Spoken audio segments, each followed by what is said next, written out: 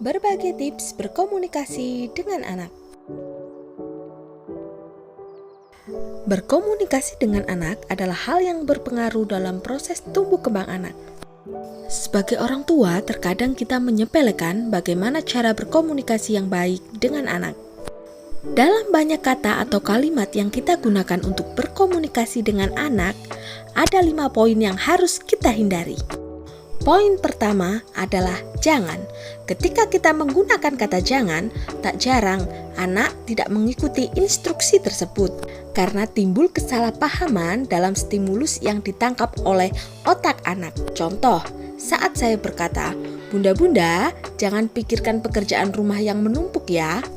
Secara otomatis, bunda sekalian akan langsung memikirkan entah itu cucian, jemuran yang belum diangkat, dan sebagainya.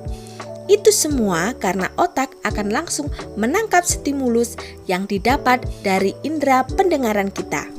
Berbeda dengan jika saya mengatakan, "Bunda-bunda, mari kita fokus pada pertemuan kali ini." Maka secara otomatis bunda akan fokus tanpa memikirkan cucian yang ada di rumah. Maka untuk memberikan visualisasi yang positif pada otak anak, kita harus memulai untuk tidak lagi bilang jangan kepada anak. Kemudian dalam poin kedua adalah kata tidak. Sama halnya dengan kata jangan, apa yang didengar akan divisualisasikan oleh otak dan akan teringat oleh otak anak. Dengan kata tidak, secara tidak langsung kita juga membatasi ruang gerak anak. Beberapa anak akan menjadi kurang kreatif, kurang percaya diri hingga takut untuk melakukan banyak hal yang mungkin dapat merangsang perkembangan kognitif juga kreativitas anak. Kemudian yang harus dihindari di poin ketiga adalah membandingkan anak. Ketika kita membandingkan anak dengan anak yang lain, maka secara tidak langsung kita akan menjadikan anak kurang percaya diri. Bahkan anak akan merasa kurang diterima atau kurang disayangi. Jika anak telah merasa demikian, maka anak akan mudah marah, kurang bersemangat, bahkan akan membenci anak lain yang telah dibandingkan dengan dia. Poin keempat adalah merendahkan kemampuan anak. Terkadang, tak jarang, kita menggunakan kalimat seperti ini. "Duh, masa begitu saja tidak bisa sih?" Anak akan merasa tidak dihargai atas semua proses yang telah dia lalui. Anak akan merasa usaha yang telah dilakukan selama ini adalah hal yang sia-sia.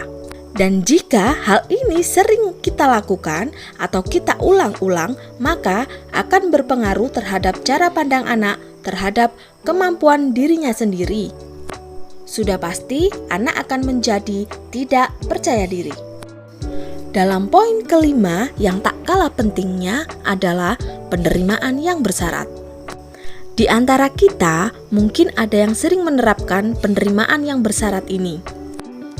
Contohnya, kalau makannya habis, anak pintar namanya. Atau, "Sayang, kalau mau tidur siang, berarti kamu anak hebat."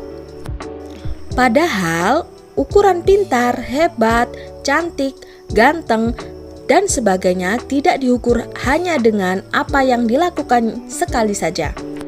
Jika ukuran tersebut tertanam dalam benak anak, maka anak akan berpikir dengan melakukan itu, maka dia telah menjadi pintar, hebat, tanpa melakukan hal yang lainnya.